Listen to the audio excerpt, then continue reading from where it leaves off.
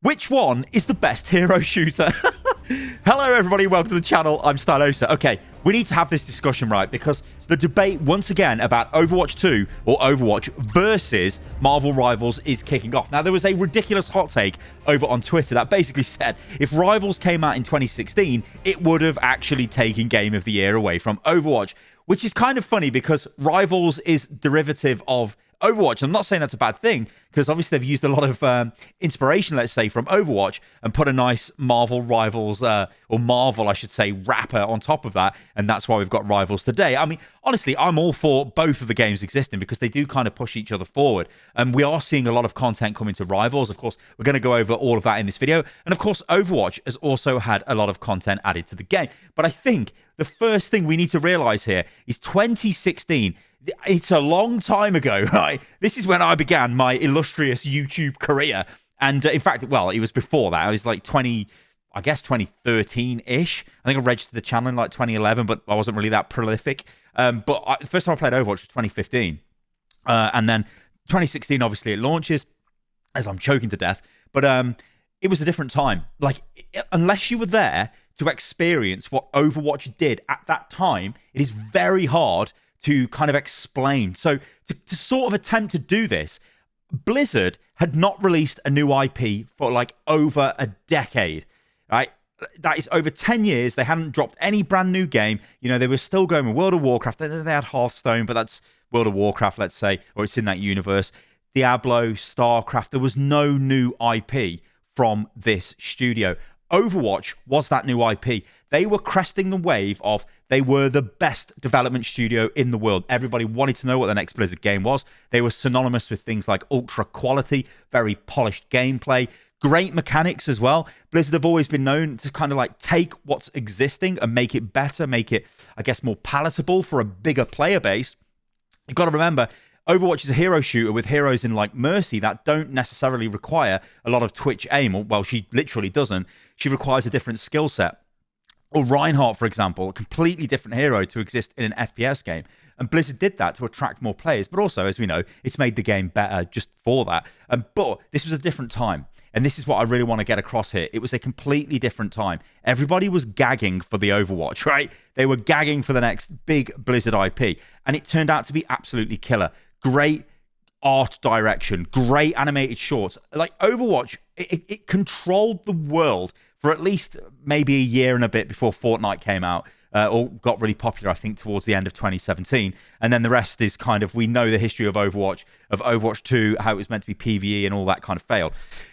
So I think it's very hard to say that Rivals would have been Game of the Year if it came out at the same time as Overwatch. Now, of course, it's got the backing of the massive Marvel universe behind it. The big blockbuster Avengers movies will be coming out around about that time as well. So, you know, there would have been a lot of excitement for that, don't get me wrong, but it just would not have stacked up. And also, like I said, Rivals is inherently derivative of Overwatch. It borrows a lot of things from Overwatch. It's looked at Overwatch's homework. Overwatch spent years getting things right, getting things wrong. Rivals took that and has gone forward. So this is where we get to the part of the video where we need to talk about what actually is going on with both of these games. And we're going to cross-compare here what their updates are, and specifically for this year, and where they're going forward, and what this means for the hero shooter genre as a whole. And maybe we can work out which is the best one, but I still think that's a little bit subjective. So let's begin with Overwatch and its major updates of this year. So I'm going to go for this really quickly, and they're going to be kind of jumbled together because I'm probably going to get dates and that wrong. I'm not even going to mention dates, to be honest. I'm just going to fire off what the major updates were this year. So I guess the first thing we got was the perk system, which was a big update to the core PvP. And we know that next year, in January and February, we're going to see another major update to the core game mode. Some people have speculated this could be things like team-ups, which would be quite interesting if it was, because that would be kind of borrowing from Marvel Rivals. It's like things are going in the opposite direction. But again, none of that is confirmed, so who really knows? Next up, obviously, we got Stadium, which is a brand new game mode, massive game mode. Really, I think a really fun mode. It's a casual mode, but it's a really fun mode. You can experiment with hero builds. It has a lot of updates coming to it. I think it's really cool. Also, it's third person, so you get to see your skins, which has always been a bit of a nagging issue with Overwatch because you only ever really seen your weapon skin in moment-to-moment gameplay, unless you were playing like Reinhardt or whatever. You had Freya was introduced. There was the competitive ban system, and the map pick system was added into comp. which, you know, is a pretty huge systemic change for Overwatch. You had a bunch of like limited time modes added to the game. There was obviously tons of balance updates and things like that.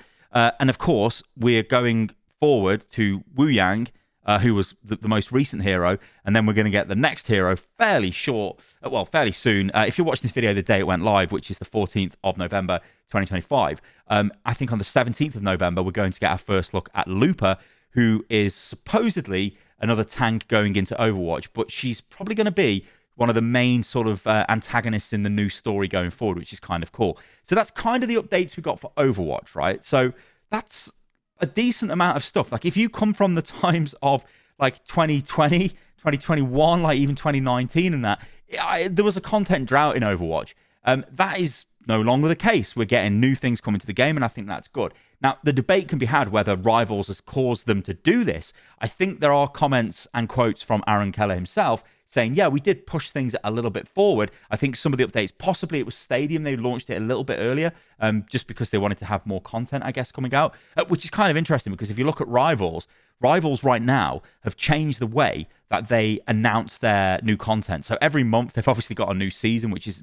batshit crazy in itself, but they alert us to the updates, let's say on the Monday, but then on the Tuesday they hit us with a massive amount of updates, like literally almost every hour. There's like a new thing dropping. Well, Overwatch generally talks about its new stuff on a Tuesday, so it's like they're kind of just really trying to crush them in the sort of social media game. But again, it's all, you know, all's good in war and whatever. This is business, and at the end of the day, it is kind of cutthroat. So let's move on now, and let's read off what Rivals has got this year. So I'll just go through the heroes first. And yeah, so Mr. Fantastic, Invisible Woman, The Thing, Human Torch, Ultron, Phoenix, Blade, Angela, and now obviously Gambit. And we know Rogue's coming fairly soon, in a year. In a year. Now, you can say, well, they're kind of similar, some of them. Now, I don't actually subscribe to that. I don't think they're similar at all. They've got unique designs. They've got unique kits. They do borrow abilities from other games. And again, you could levy this at Overwatch and say, well, Overwatch has dipped into other games in the past and thought, hey, that's a good idea. Maybe we could put this into our game. So there's all of that going on. But I do think Rivals is going to have a problem in the future where the rate they're adding heroes, there's going to be a lot of overlap. And I do think one of the criticisms we can level at Rivals is, given the rate at which heroes are being added to the game, I think we're going to be, it's almost like a League of Legends situation where we're going to see, like in League, there'll be heroes that are basically obsolete, or champs that you're never ever going to touch because there's other ones that may be newer that have got better kits that are just simply better to play. And I think we're going to get that with Rivals. But I don't think Rivals cares because, again, when you look at the intersection of Rivals and Overwatch, I think Overwatch is definitely the more competitive game. If you're looking for that sort of like fine-tuned sort of, I guess, competitive mode, Rivals obviously is still competitive, but it's like competitively casual. It's a different way of being competitive. It still, don't get me wrong, requires high skill gameplay at the highest level. But Overwatch, I think, edges it out in that department. It's more, I guess, precise. Is that the way I can explain this? I don't know. Maybe that's my bias speaking just because Overwatch is the older game. I'm not sure. You guys are going to have to let me know in the comments below. So in terms of the other updates that have come to Rivals, I mean, I literally could not, I couldn't read them off in this video. I would be here for an hour. There's so much stuff that's been added to the game. I mean, what I can say is that recently, so this season, like right now, we've got a new 100-player social map. That is a killer feature. Now, it's going to be interesting, I think, next year, if this is Overwatch's big feature they had planned, but Rivals have kind of beaten them to it. Will we start seeing the narrative switch? Like, oh, you're just trying to copy those guys, which of course is a load of bollocks. It takes a lot of time to develop things. And I do think Rivals has got a very streamlined process, to kind of put that lightly, as compared to like Overwatch might be a little bit slower. In terms of quality, we can debate that back and forth. I think that's a bit subjective. But yeah, that's obviously a cool mode. We've got things like the PvE mode, the zombie mode, which is in Rivals right now. That's playable. And they've actually said, hey, we're going to build on this going forward next year. There's going to be new PvE experiences. And this is something we're looking to add to the game. That, again, is a big one-up on Overwatch, because we know Overwatch absolutely shit the bed when it came to PvE, and it's basically non-existent in the game. Now, I don't believe they're going to go back to PvE. It takes too much resources. the people involved with the PvE development were fired. They don't have those devs available. Instead, they've gone down the path of looking to really double down on PvP. And I think this is kind of, if I was to look at both development teams, I think Rivals is going for the really mass market approach of like, let's just get everyone in our game, give them every single different way of playing and doing whatever the hell they like. Whereas Overwatch is a little bit more streamlined. Yeah, look, check out our heroes, come and play. You can play casually, you can play in the arcade. But again, we've got this competitive experience, which maybe is always going to be a bit more competitive than what you get in Marvel Rivals. But like I said, that is subjective. So I kind of feel like I'm being a bit cheap trying to get out of it, going, oh, it's subjective. I think Overwatch is a harder game than Marvel Rivals, categorically. Don't get me wrong on that. But I think both games are still fun to play. They offer different things. We've got an 18v18 Conquest Annihilation mode with a new map. We've got things like cross progression. We've got tons of balance updates. There's so much stuff that's like been, how many limited time modes have been in the game? I can't even tell you. Like, it's just crazy. New maps get added. There's so much content in Rivals. It's crazy. I mean, they even had like an auto chess battler game, like as a limited time mode for a while. Like, what the hell? You know what I mean? It's like, this is crazy. They do a lot of stuff with that game. So which is better, right? And what the hell is going on with hero shooters? Well, I think this is a great time if you are a hero shooter fan. And there's going to be people out there going, Sty, you are talking some mad shit. Because Overwatch wouldn't even be a thing without Team Fortress 2. It wouldn't, right? Team Fortress 1, I remember playing that at a LAN cafe. That's how old I am, ladies and gentlemen. TF2, though, I will admit this. I never really played loads of TF2. I could probably check my Steam. In fact, I'm going to do it live in the video. I can't imagine I've got much hours on this. Let me have a look. I've got Team Fortress Classic there. Yeah, I've only got about 30 hours, which is obviously tragic in terms of Team Fortress 2, because obviously a lot of people played that like crazy. But again, without those games, you probably wouldn't have got Overwatch, because definitely Overwatch looked at that, and Blizzard looked at it and thought, hey, we could do our own thing. Now, again, it's all kinds of different things. You've got Overwatch, which is creating unique new heroes. That takes time. You've got Rivals that have got thousands and thousands of Marvel heroes they can pull from, and they can make them really fast. Again, which is the worst way? Which is the best way? I don't know whether this is an age-related thing, but sometimes when I look at Rivals, I think there's so much content going into the game, it can almost induce this feeling of fatigue. It's like, holy shit, how much stuff is coming to this game? When I look at Overwatch, it's not that much stuff compared to Rivals. So when a new hero comes out, am I more jazzed for that when it comes to Overwatch? Well, it's a difficult one. I mean, I'll say this right now. Gambit, I think he's a really good hero to play. I think he does have a unique kit as well. But am I looking forward more to Looper than Gambit? I am, just because I don't know what Looper's going to be. Gambit, I know who Gambit is, right? Gambit's going to be throwing cards. We know this, right? There's that much media with Gambit. We know what he's going to look like. And Rivals, even though they have said they will add maybe some potentially unique heroes, I'm not too sure whether they're going to do that over the massive breadth of, I guess, characters they can select from within that universe. Whereas Overwatch, to some degree, there are Overwatch heroes out there. Like, everyone always used to speak about Maximilian, right? Why isn't he in the game as a playable character? The sort of evil Omnic accountant. He could be a support character, maybe with some funky mechanics. But the fact is, Overwatch has to take time doing that. Then you've got things like, well, Overwatch is an FPS game.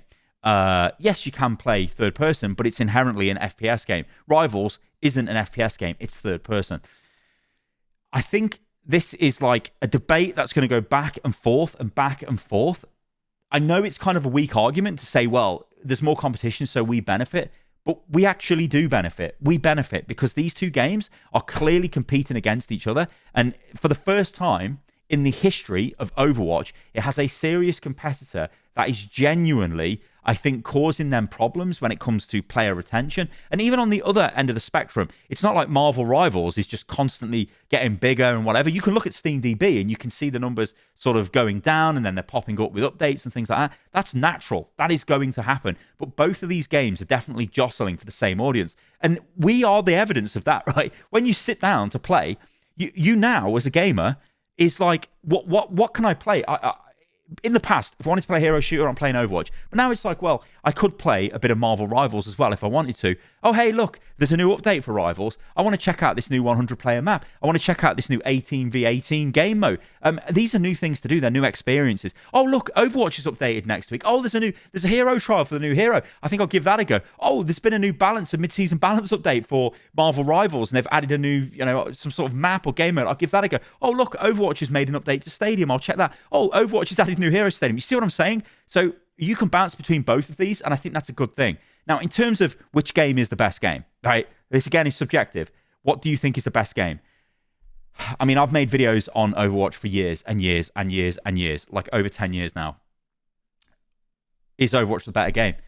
Well, you think I'd just straight up go, yeah, it is. I think it's a good game. I think it's doing way better this year, and it's done since the launch of Overwatch 2. I think they've finally turned around the ship, and they've got a direction. I think that works.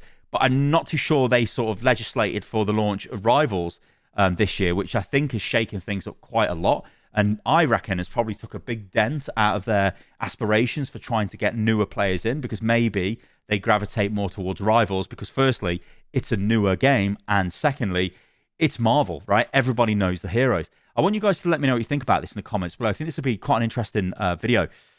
But yeah, it's crazy when you look at the amount of updates that have come to both games, respectively. And the amount of choice we've now got as gamers is just bonkers. It's crazy. Maybe a third hero shooter will arrive.